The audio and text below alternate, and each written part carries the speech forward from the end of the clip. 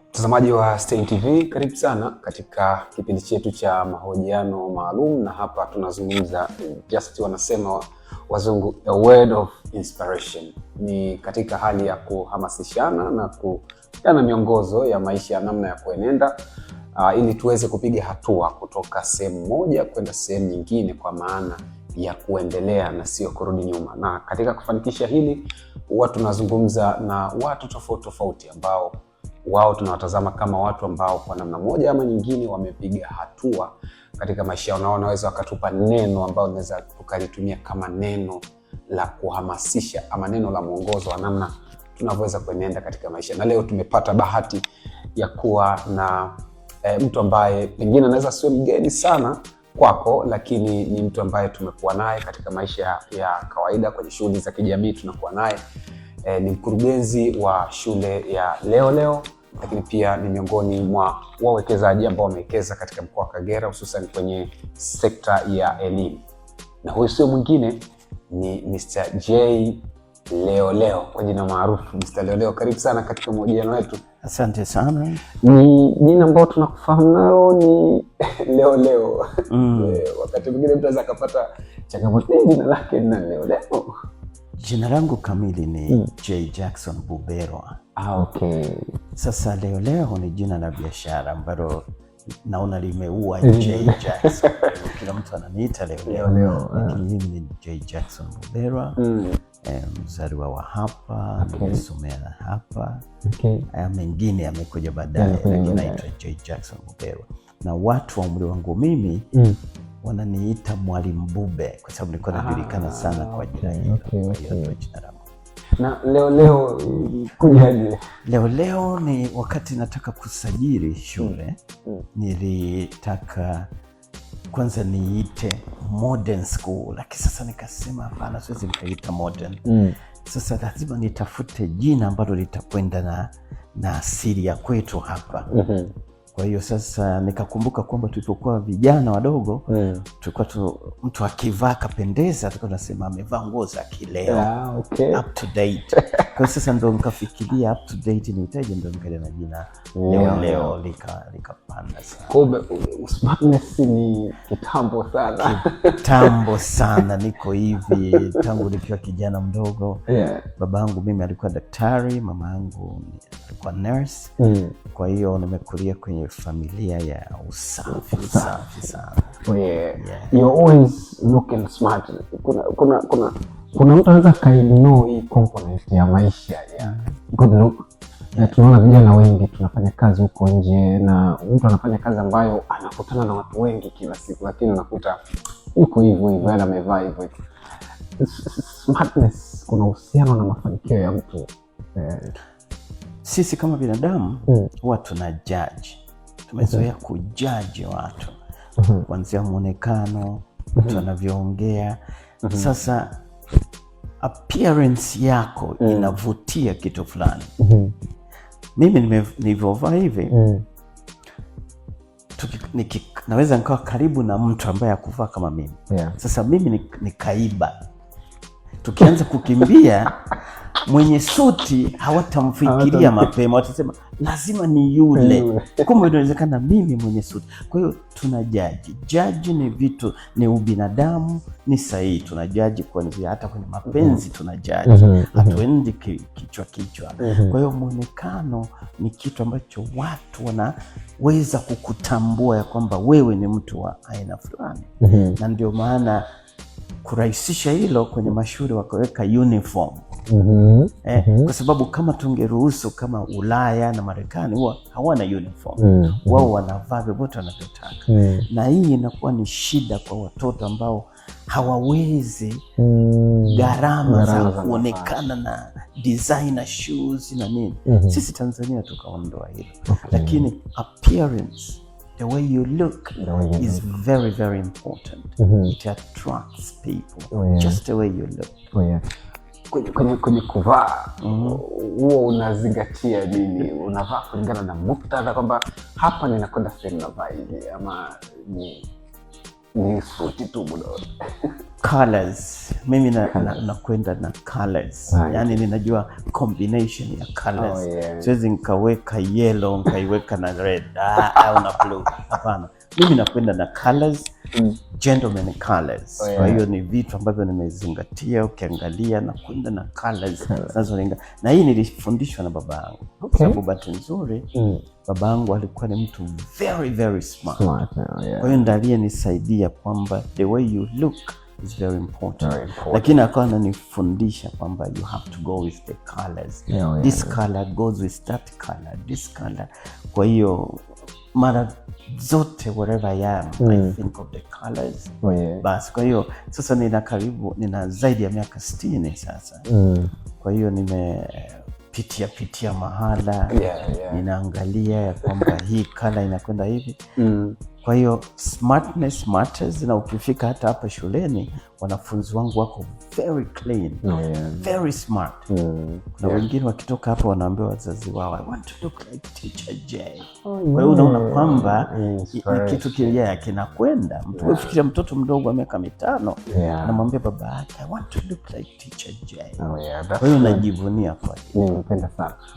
Kwenye ratiba yako ya siku, tokea unapoamka, ni ratiba gani ambayo huwezi kuistick kwa vyovyote vile, kwamba lazima utaiattend?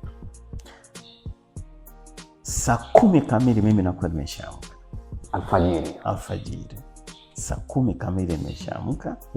Kwa hiyo nikiamka hiyo saa 10 kamili ninapata muda wa kutengeneza breakfast. Breakfast najitengenezea mwenyewe. Napata muda wa kutengeneza breakfast. Wakati huo sasa nafikiria nitaandika nini. Ile good morning fox ile haiji tu. Naanza kuitafakari kuanzia saa 10 kamili. Kwa hiyo nafikiria mambo gani yalitokea jana, mambo gani yalitokea juzi, naweza nikacombine vipi nikaja na neno. Kwa hiyo saa 11 kamili huwa natuma good morning fox. Zile quotes naona kwenye magroup ile. Huwa nazifikiria kwa muda wa lisali zima.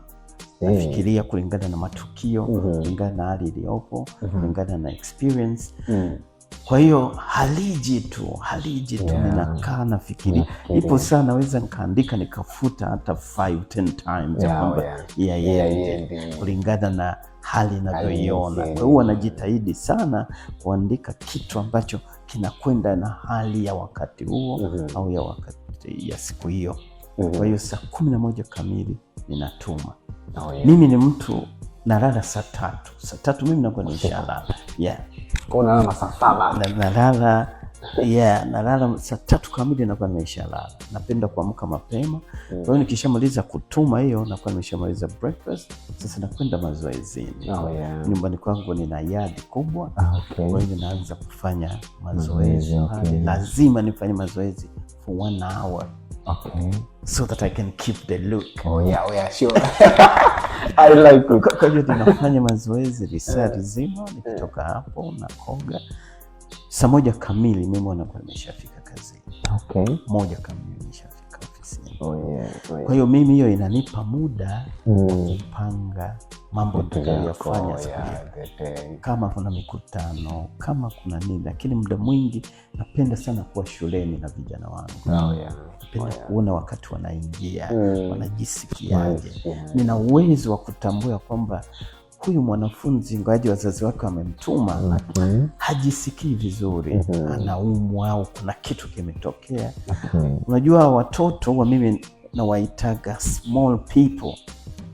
Nawaita small people kwa sababu wanachopungukiwa wao ni maneno ya kujieleza na kukwambia, lakini wanajua vitu vingi sana. Sasa ukikaa nao ukawauliza, why do you appear sad today? Mtoto anaweza kukwambia vitu ya kwamba I'm sad because of this and this and this. Kwa hiyo sasa ni wajibu wangu mimi kwanza kabla ya masomo kuhakikisha kwamba he or she is okay. Kwa hiyo nitamleta hapa ofisini, nitakaa naye mpaka nihakikishe yuko tayari kusoma. Ndio maana wanawahi kufika shule. I like it. Unatuandikia kwenye magrupu ambayo tunashare, naona unaandika sana nendeni lunch. Nendeni kazini. Asubuhi naanza na nendeni kazini. Nendeni lunch. Nendeni lunch. kuna watu naona wana reactions tofauti. Wana reaction tofauti. Nisipotuma nendeni lunch wananiambia leo umetushindisha njaa boss. Ni kitu ambacho huwa ni kwamba ni utamaduni wako kwamba ni uhamasishe watu waende lunch. Huwa unakuwa na maana gani? Ni utamaduni wangu. Ukiangalia nina kitu naita wazo la asubuhi. Ambalo ninalituma saa 2. Hii ni tofauti kabisa na zile quotes. Sasa wazo la asubuhi hiyo linahusiana na mambo mengi tu yanayoendelea nchini kwetu. Sio sana kwenye mambo ya politics hapa. Ni vitu tu vya kawaida. Mfano, mimi ni mkulima wa kahawa. Napenda sana kahawa. Na nimesomeshwa na kahawa. Enzi hizo sisi au Wahaya wote unaona wamefanikiwa. Wote tumesoma kwa sababu ya kahawa. Wazazi wetu walikuwa wanalima kahawa. Kwa hiyo mimi ni mkulima wa kahawa, na ndio maana ukiangalia kwenye mambo ninayosisitiza, nasisitiza watu walime kahawa. Kwa sababu ukiangalia hapa Kagera, na rafiki yangu ambaye ana dili na kusafirisha kahawa nchi za nje, haitoshi.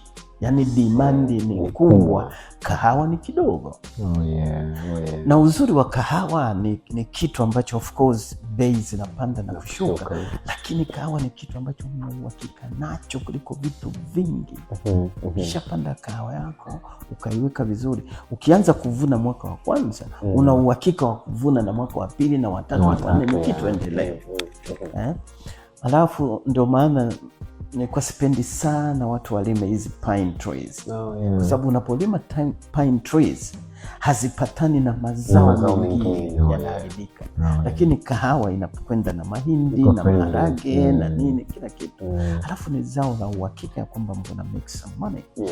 Kwa hiyo kwenye wazo la asubuhi huwa najaribu kushare na watu vitu ambavyo naona kwamba ni profitable. Vitu ambavyo kwa sababu at the end of the day we all need money. We need money. So the best way, having coffee is one way that you can make good money. Kwa hiyo mimi ni mkulima wa kahawa. I like it. Ujana wako, your 20s, your 30s, uliutumiaje? Baada ni umri ambao when you mess up you are gone. You are done. Mimi nilikuwa ni mtu mpenda michezo sana. Nafikiri ndio maana nilikuwa mwalimu, kwa sababu nilikuwa napenda sana kuimba na kuact na nini. Sasa sisi walimu, unapokuwa mwalimu unajitengenezea stage ya kwako. Walimu wengi ni good actors. Unajitengenezea stage ya kwako. Mimi nilipokuwa mdogo nilikuwa najihusisha sana na mambo ya muziki na nini na sports sana. Nilivyomaliza chuo nikaenda National Service JKT, ambacho ni kitu kizuri sana kilichonifanya niwe hivi. Kwa sababu tulikuwa tunakaa hizo National Service mwaka mzima. Sasa kule wanakufundisha discipline, kuamka mapema, kujitegemea, kufanya kazi, kusudi nini. Yani hiyo yote mimi naisifu sana National Service. Ili ni shape. Ndio maana sisi wa miaka hiyo hatulalamiki sana. Kwa sababu kule hamna kulalamika. Wanakuambia fuata hili na hili na hili. Wanakujenga ujitegemee, sio ubaki kulalamika. Kwa hiyo nilisoma nikiwa mdogo, nikaenda speed. Nilisoma nikiwa mdogo sana, nilianza kazi mapema.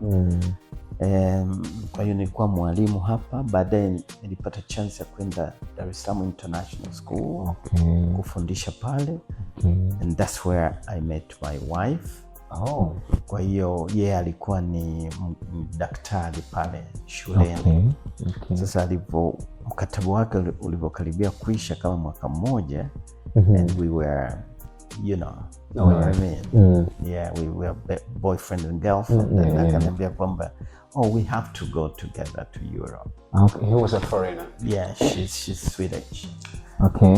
Sasa akaniambia we have to go together. Kwa hiyo mkataba wake ulipoisha tukaondoka pamoja. Ndio ikawa safari ya kwenda. Ikawa safari ya moja kwa moja.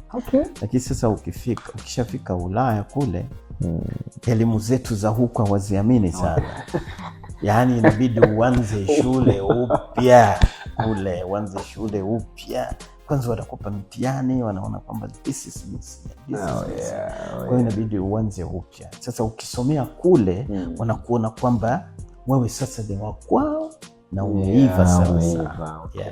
Kwa hiyo nikaanza tena kusoma, lakini kwa sababu nilikuwa kijana mdogo, umri ulikuwa bado unaruhusu. Kwa hivyo maliza hapo nikabadili sasa.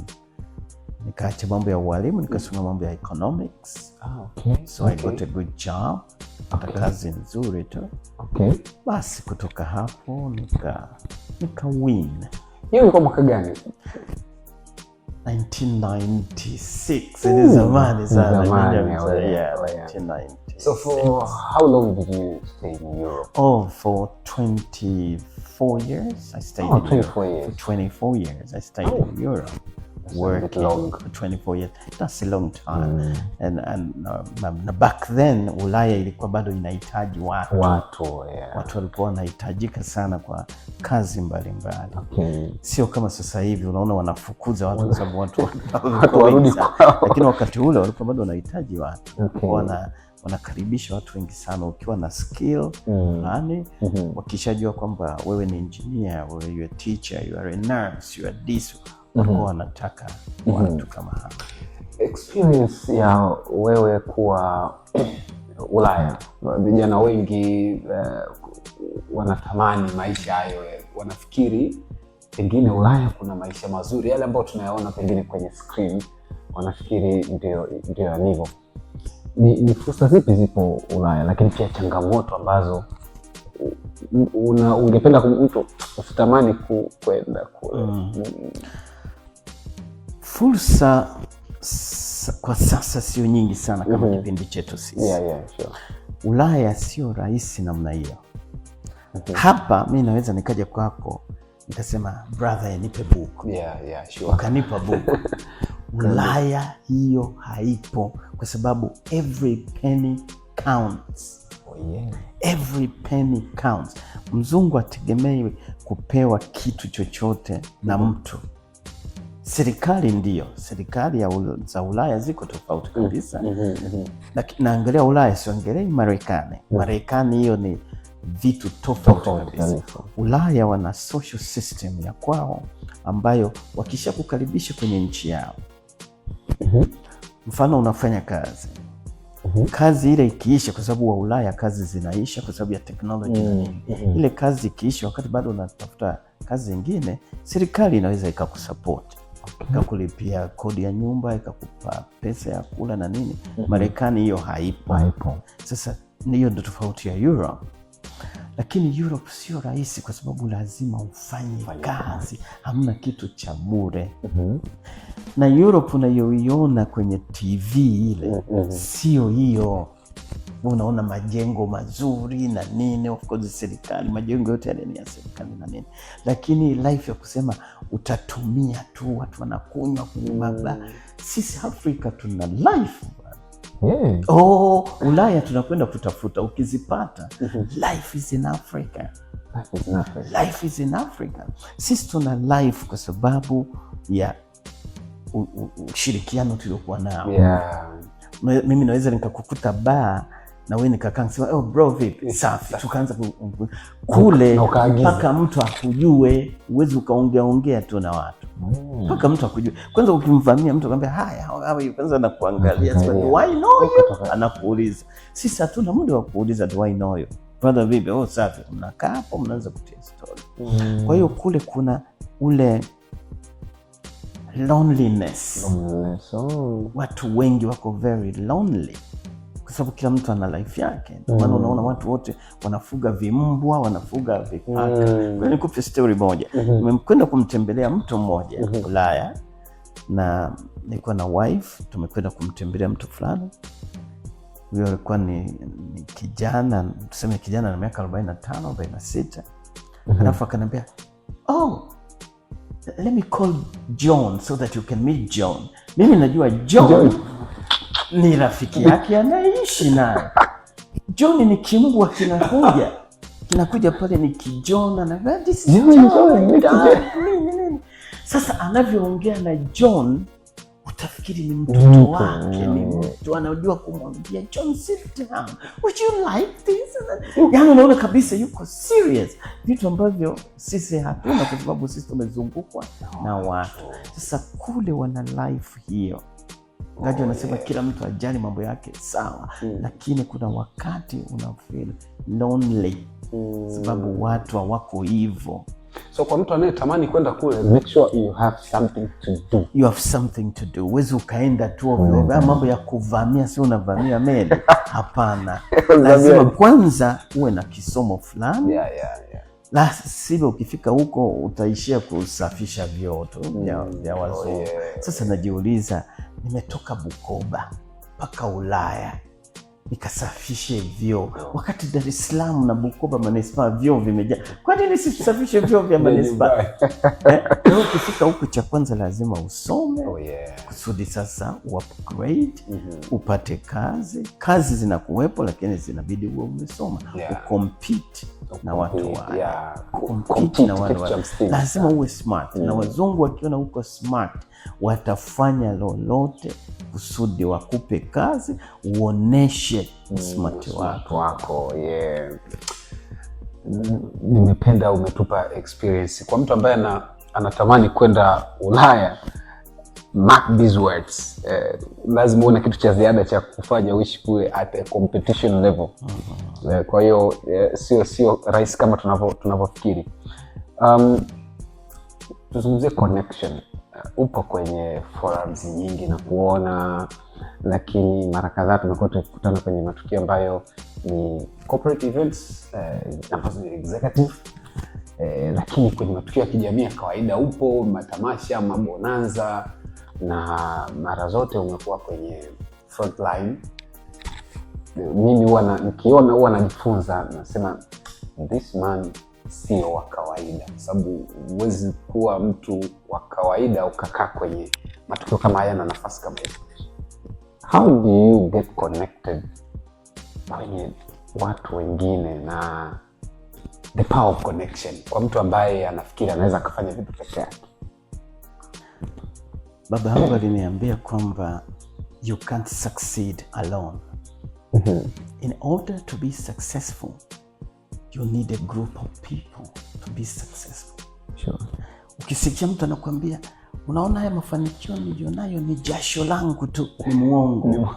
Ni jasho lako na jasho la watu wengine. Sure. Sasa mimi niko very confident, alafu pia niko down to earth. Niko down to earth. Kwa sababu huwa sitaki mafanikio ya kuingia kichwani. Mafanikio ya kuingia rohoni.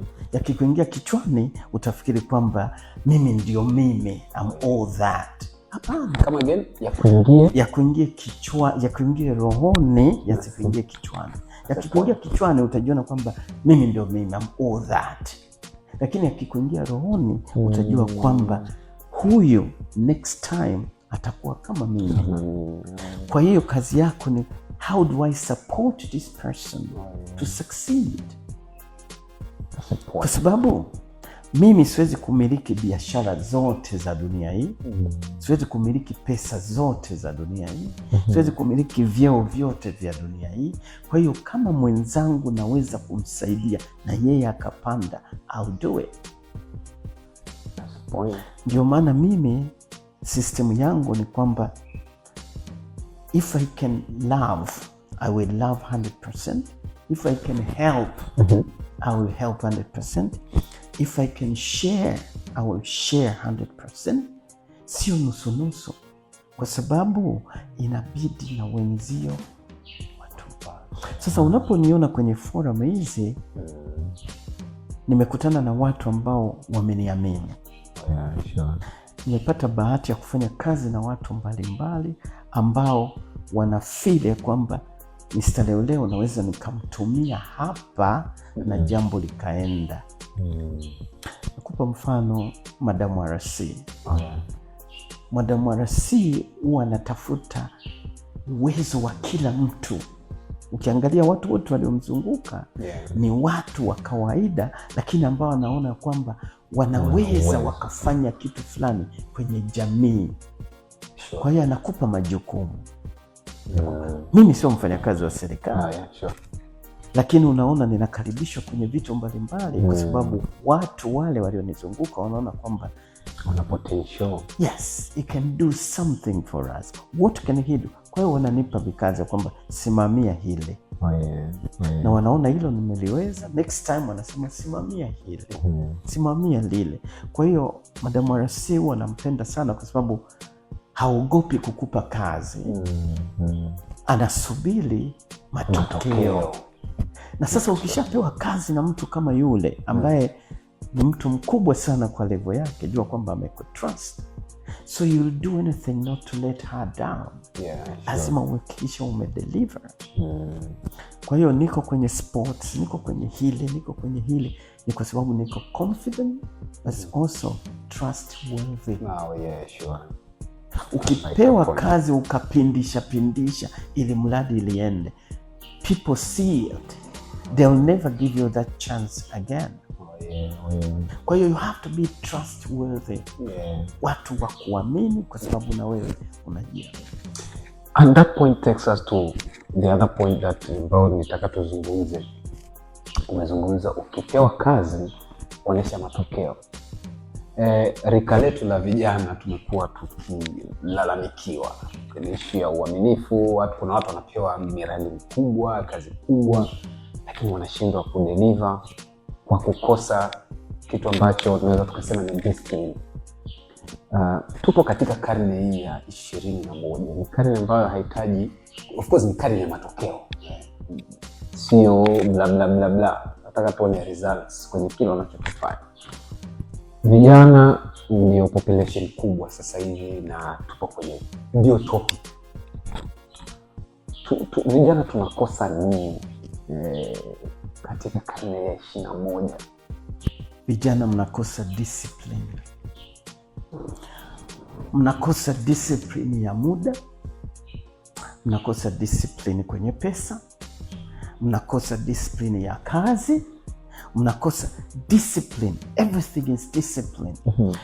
Discipline ndio itakayo kuvusha. Naposema mfano discipline ya pesa, sisemi kwamba uwe bahiri. Hiyo sio discipline ya pesa. Hapo tuwekane sawa. Hapo tuwekane sawa. Kusema kwamba uwe discipline ya pesa maana kwamba uwe bahiri, hapana. Ni lazima ujue kwamba pesa hii nilionayo nitaitumia vipi, kwa sababu gani. Ndio discipline ya pesa. Sio kusema ule ugali maharage kila siku umeweka pesa benki, hapana. Hiyo sasa sio discipline ya pesa.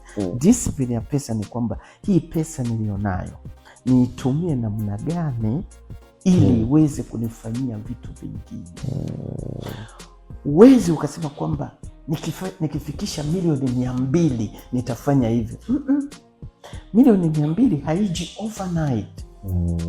Milioni 200 haiji bila shilingi 1000.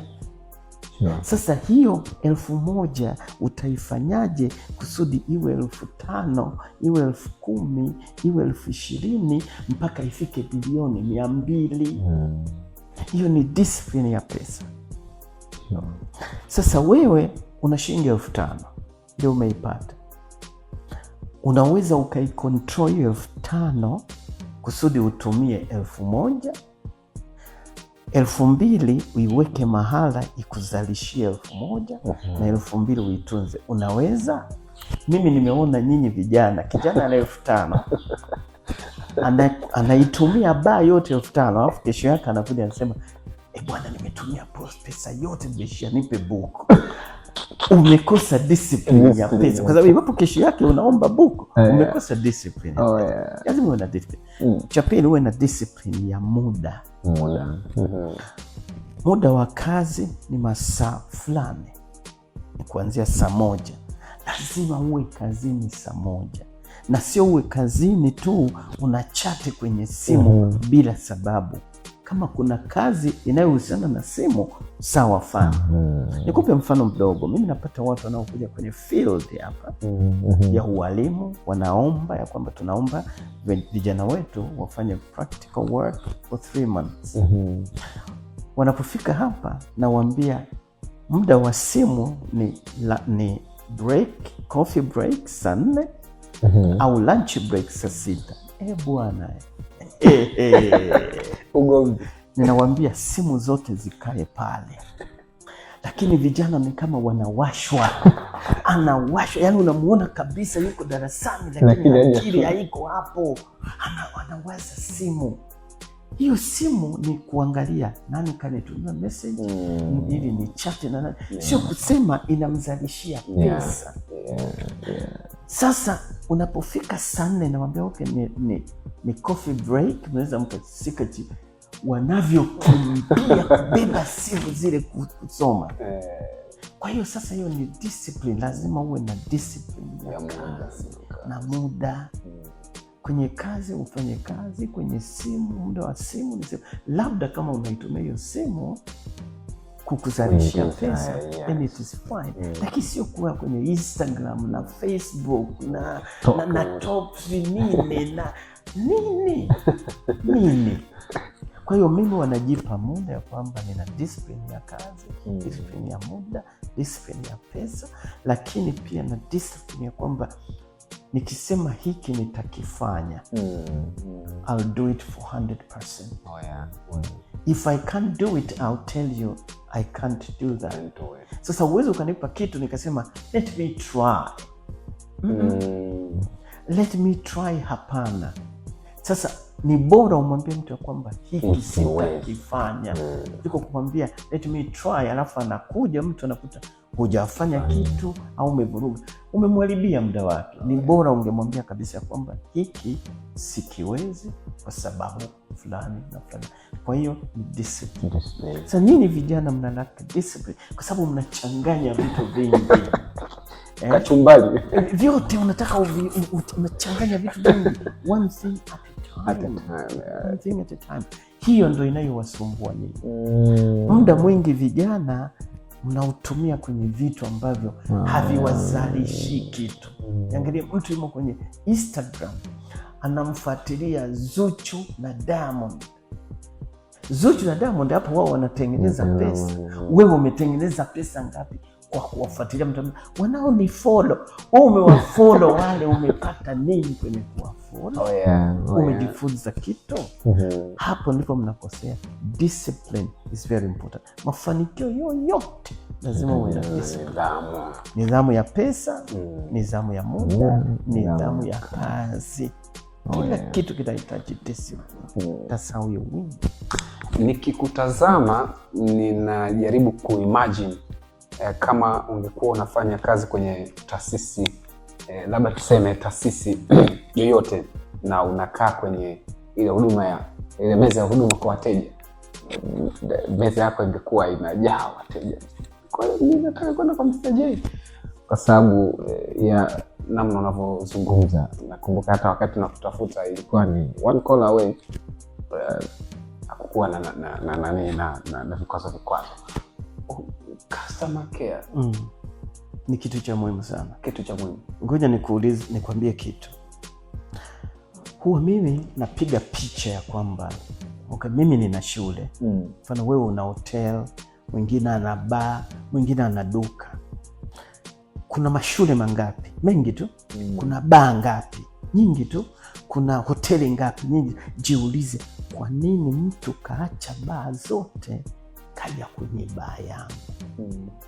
Kwa nini mtu kaacha shule zote akaja kwenye shule yangu? Kwa nini mtu kaacha hoteli zote kaja kwenye hoteli yangu? Hapo lazima ujipange, una kitu extra. That is customer care. Kwa nini mtu kaacha maduka yote hakaja hapa kwangu? Hapo ndipo lazima utoe huduma inayofaa. Na lazima ujitahidi uwe constant. Kama amekuja jana ukamhudumia vizuri, atarudi kesho. Changamoto niliyoiona kwenye sehemu nyingi, unafika siku ya kwanza wanakuhudumia vizuri, unawaambia wenzio, bwana twende ndugu yangu, kesho unakuja. Unajiuliza imekuwaje? Watu washabadilika nini? customer service, customer care haina msimu. It's an weather. It's something that you have to keep all the time. You have to keep kusudi watu wazidi kuja, na watu wanasema kwamba mimi nataka niongee na yule. Mtu anaweza akakusubiri hata masaa mawili kusudi aongee na wewe, kwa sababu umejiuliza kwa nini aache watu wote wale aje kwangu? Ni kwa sababu ya service unayoifanya. And that's a tragedy hapa kwetu mjini hapa. Nadhani unaweza kuexplain. Ninaona sana. Na Madam Arasi amekuwa akipiga sana kelele kuhusiana na huduma kwa wateja. Sasa hapo ndipo tunapokosea. Ujiulize kwa nini mtu kaacha watu wote wale amekuja kwangu. Kwa hiyo lazima uwe a bit extra. Mimi shule yangu huwa ikifika mwezi wa 9 inakuwa imeshajaa. Kwa msimu wa Januari mwaka unaopita. Kwa msimu wa Januari shule inakuwa imeshajaa. Lakini hata mtu akija shule imejaa, siwezi nikamfukuza kwamba ondoka, lazima nitafute lugha ya kumwambia ya kwamba umechelewa kidogo, nafasi sina kwa sasa, lakini ikitokea wewe ni namba 1, mimi nitakupigia simu. Kwa hiyo ni lazima uwe na tone fulani ya kuongea na watu. Hata kama umesucceed, lazima uoneshe kwamba I still need you. Sasa unakwenda kwenye club, mhudumu anakuja baada ya masaa mawili, au anakuona anasubiri mwenzio aje. Hapana. Mimi hapa shuleni, mfano mtoto akimwaga maji, sina muda wa kumuita mfanya usafi kwamba njoo upanguse ya maji. No way. Mimi nina uwezo wa kuchukua hiyo taulo nikafuta maji na siku ikasonga mbele. Sina, kwa sababu najua yuko busy na kitu kingine. Kwa hiyo ni wewe mwenyewe, you have to be the response. Kwa hiyo jiulize kwa nini, hilo swali ujiulize kila siku. Kwa nini watu wameacha maduka yote hayo wakaja kwangu? Wameacha shule zote hizo wakaja kwangu. Wameacha baa zote hizo wakaja kwangu. Hiyo itakufanya uwe na service nzuri sana. Let's talk about uwekezaji wako. Umewekeza kwenye sekta ya elimu. Uliwaza nini kuingia kwenye sekta ya elimu? Na tunaona leo schools, kienda mawilayani tunakutana na mabango leo schools. Swali zuri sana. Nilitaka kuwekeza kwenye kitu ambacho nakijua vizuri. Okay. Kwa sababu mimi ni mwalimu. Okay. Kwa hiyo nilitaka kuwekeza kwenye kitu ambacho nakijua, ya kwamba hata mimi mwenyewe naweza kuingia. Mfano huwa mimi napenda sana kufundisha. Na nikiwaambia vijana kwamba today I'm going to be your teacher, nasema kwa sababu niko very creative, niko very smart. Kwa hiyo nilitaka kuwekeza kwenye kitu ambacho nakijua, nimekisomea, na ndio maana nafikiri nimeweza kufanya vizuri. Kwa sababu huwezi kunidanganya kwenye sekta hii. Nimeifanyia kazi Tanzania, nimeifanyia kazi Ulaya. Kwa hiyo najua ya kwamba inabidi iende hivi. Na nilipokuwa Ulaya ndipo nilipoanza kujenga leo. Okay. Kwa hiyo nilishaamua ya kwamba cha kwanza nitakachofanya ni kutengeneza basic. Na mtu ataniuliza, kwa sababu nilikuwa na leo kuanzia mwaka 2015. Tunaniuliza kwa nini sijenge primary na secondary na nini? Hapana. Mimi naamini kwamba msingi ni kitu cha muhimu sana. Ukiweza hapa kwenye msingi, mtoto anakuja hajui hata kushika kalamu. Hajui hata aiandike namna gani. Sasa kutoka kwenye kushika kalamu mpaka akaweza 5 times 9, jua kwamba umefanya kazi kweli sana. Kwa hiyo mimi ndio maana napenda hawa kuonesha basic, ya kwamba basic kwenye lugha, kwenye kuzungumza, kwenye kuhesabu, kwenye kufanya hivi. Kwa hiyo basic ni kitu cha muhimu sana, ndio maana nikawekeza kwenye basic. Labda plan ipo kwa sababu ni shule sasa ya kuendana. primary, secondary huko. Ndio, ninapanga kufanya hivyo lakini mji mwingine. Okay. Sio hapa. Hiyo mipango ninayo Mwanza, nataka kufungua leo. Primary and secondary school.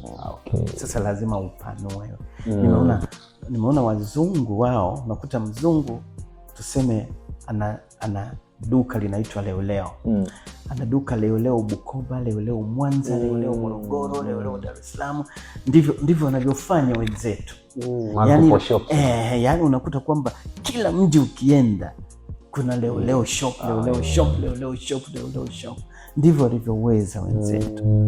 Wao hawa focus kwenye sehemu moja. Kwa hiyo akishaanza tu unakuta ana hoteli inayoitwa leo hotel. Ana Bukoba, anayo Mwanza, anayo Morogoro, anayo Arusha, anayo hivyo. Kwa hiyo that's the model which I want to do. How do you face the challenges? Kwa sababu unajua katika kila safari yoyote nzuri lazima vikwazo vipo, lakini umeweza kuhimili kwa muda wote huo na ume stand out. Unapambanaje unapokutana na changamoto, iwe ni kwenye shughuli za kila siku lakini pia kwenye vision nzima yako? Unapambanaje na changamoto? Mimi changamoto wanaziita positive stress. Positive stress. Ukiwa na positive stress itakufanya usiwe very comfortable. Yani usikae kwenye comfort zone yako. Naita positive stress. Positive stress inakufanya ufikiri, inakufanya usimame, utake kufanya jambo. Sasa mimi hizo challenges wanaziita positive stress. Sasa zinanifanya nikikutana nazo, how do I tackle this? Kwa sababu zinakuwepo kila siku. Sasa hiyo positive stress mimi inanifanya nitake kufanya vitu. Ndio maana wasiziiti challenges. Naziita positive stress. Sasa kuna na negative stress. Negative stress hiyo ni mbaya, hiyo inakufanya kila dakika uwe down. Lakini ukishai transform ukaita positive stress. Ndio maana napenda watu wanaotumia neno changamoto kuliko kutumia tatizo. Tatizo huwa najiona ni kama umekwama, kama ni kubwa hivi, kama ni kubwa sana vile. Lakini changamoto ni kitu ambacho nasema if I do this and this I win. Ndio maana huwa sitaki kutumia neno tatizo, napenda kutumia neno changamoto ambayo kwangu mimi naita positive stress. Sasa zinapotokea huwa mimi ni mtu ambaye nina calm down. Was panic. I just calmed down and I said, okay, kuna hiki hapa. How do I do it? Kwa hiyo najipa muda. Najipa muda wa kutafakari how I'm gonna do it, lakini nina uwezo wa kuact haraka. Siwezi nikakaa siku 2-3 natafuta majibu. Sasa I know how to act quick. Najipa muda, calm down. At the same time I'm thinking. Ndio maana naita positive stress. Hiyo inanifanya nisimame. How do I tackle this? So I stand up and I always do it. I always do it. Unakuwaga na hasira? Sio wewe umekasirika. Kuna wakati unakasirika. Sasa nikupe kitu kingine pia. Mimi wanapenda mtu anayekasirika lakini akajua kucontrol hasira zake. Kwa sababu kukasirika ni haki yako. Being angry is your right. But can you control your anger? Hapo ndipo inaonyesha are you smart or you are dumb? Kwa sababu usipoweza kucontrol your anger, hapo sasa haiji. Ni haki yako kukasirika, lakini unaweza kucontrol hasira yako. Hapo ndo naonyesha kwamba you are smart.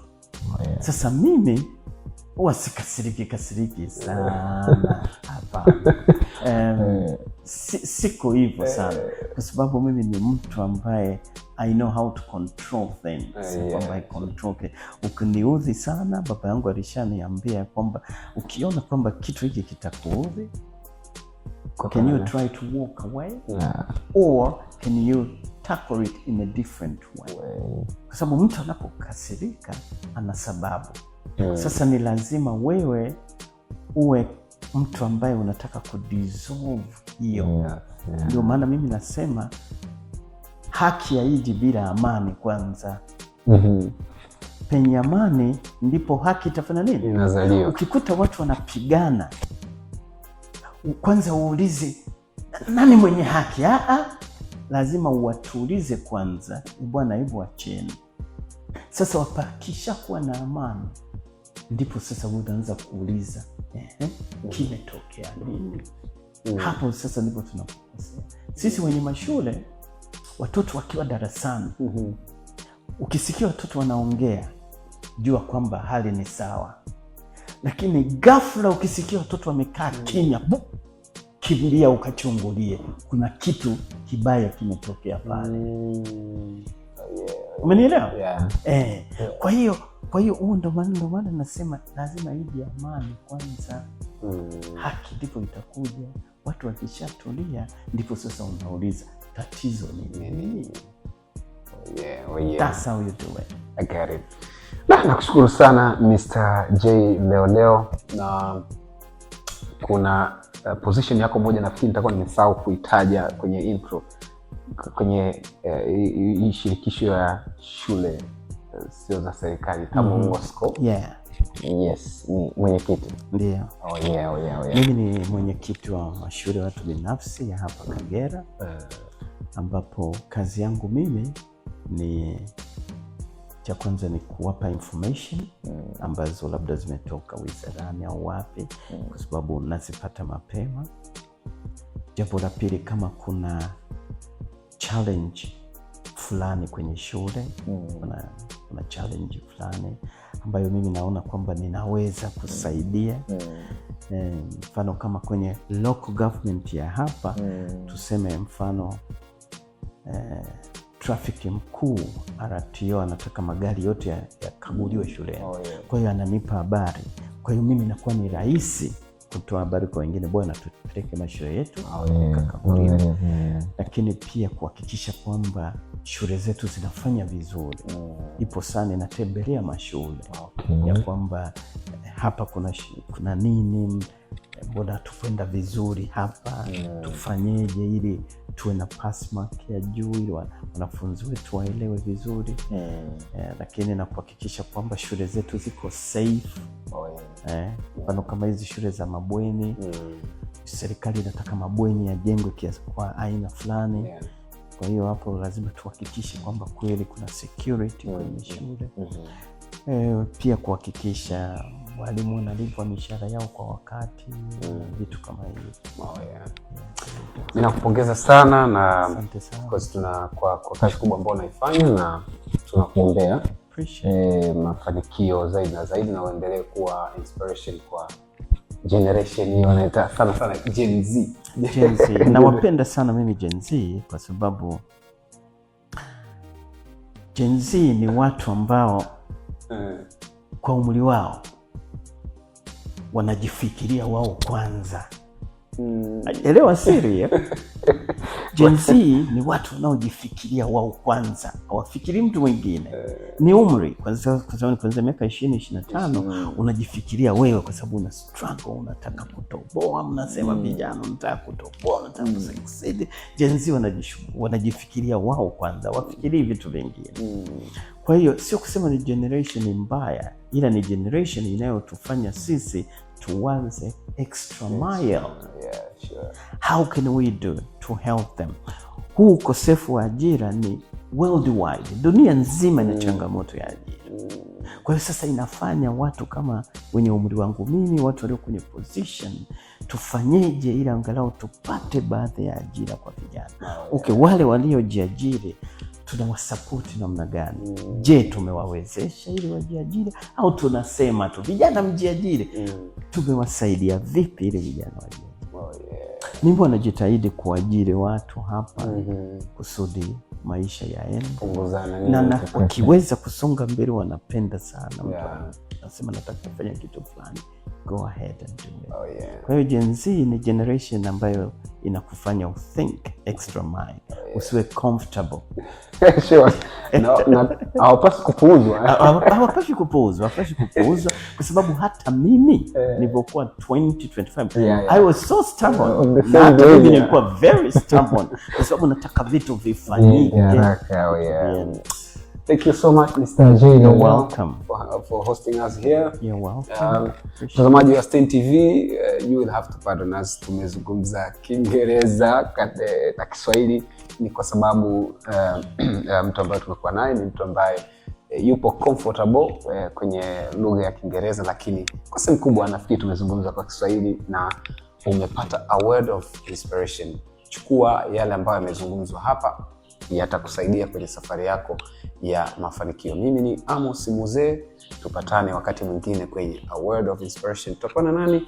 Basi endelea kutufuatilia kupitia mitandao yetu ya kijamii. Instagram ni StainTV_TZ, YouTube ni Stein TV, TikTok ni Stein TV na Facebook ni Stein TV. Lakini usisahau kunifuatilia mimi kwenye mitandao yangu ya kijamii. Instagram ni Amos Muzee, Facebook ni Amos Muzee na YouTube natumia Amos Africa. TikTok pia natumia Amos Africa. Back in the system.